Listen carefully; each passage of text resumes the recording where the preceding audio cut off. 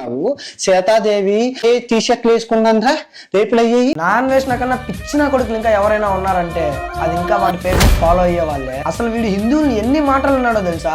రేపులన్నీ చేసింది మన హిందువులే అంట. ఇప్పటికి 18 లక్షల ఫాలోవర్స్ లో దగ్గర 1,00,000 మంది అయితే తగ్గిపోయారు. ఒక్కసారి సనాతన ధర్మంతో పెట్టుకుంటే ఎలా ఉంటుందో మన హిందువులు అయితే చూపిస్తున్నారు. వాడు వీడియో ఆన్ చేస్తే చాలు అమ్మాయిల గురించి ఆంటీల గురించి బూతులు పెట్టేవాడు. ఈ రక్షణ కోసం పోరాడుతున్నాడంటే మీరు నమ్ముతారా నిజంగా? అసలు యూట్యూబ్ లో వాడుకున్న ఫాలోయింగ్ కి కంటెంట్ లో వ్యూస్ డౌన్ అయినాయంటే వాడు ఏ కంటెంట్ చేయడానికైనా రెడీ అయిపోతున్నాడు. లాస్ట్ టైం బెట్టింగ్ తీసుకొచ్చినాడు, అవేర్నెస్ అన్నాడు, మంచిగా డబ్బులు దొబ్బేశాడు. ఈసారి అయితే ఏకంగా దేవులతోనే టాపిక్ ఎత్తుకొని వచ్చేసాడు. కరెక్ట్ గా ఒక మాట అడుగుతున్నా, ఇక్కడ కనపడే భగవద్గీత పైన ఒట్టేసి వాడు అన్ని మాటలు మళ్ళీ అనమనండి చూద్దాం. ఇలా హిందూ అమ్మవారిని అవమానిస్తా అంటే ఇప్పటికీ మనలో సగం మంది హిందువులు వాడికి సపోర్ట్ చేస్తున్నారు. వీడు ఎక్కడో థాయిలాండ్ ఆడో ఈడో ఉండి ఈ మాటలు మాట్లాడుతున్నాడు కానీ నిజంగా ఈ 2 తెలుగు రాష్ట్రాల్లో ఉన్న ఏదో ఒక మూలానికి వచ్చి వాడు ఈ మాటలు మాట్లాడితే నిజమైన మగవాడని ఒప్పుకుంటాను. ఇప్పటికైనా ప్లీజ్ మారండి.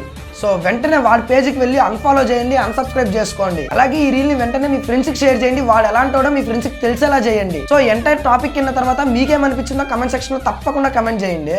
జై శ్రీరామ్.